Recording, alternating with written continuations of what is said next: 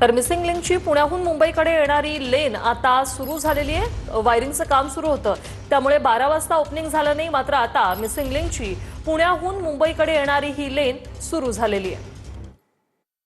सुरू झालेला आहे। आपण पाहू शकतो की 1:15 वाजता हा रस्ता जो आहे तो सुरू करण्यात आलेला आहे। काल लोकार्पण सोहळा पार पडल्यानंतर हा रस्ता जो आहे तो बंद होता, त्यामुळे प्रवाशांमध्ये जी आहे ती नाराजी या ठिकाणी होती।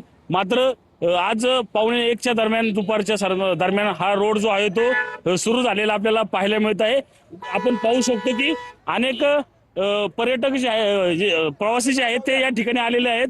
कुठून आला, कुठं चाललाय?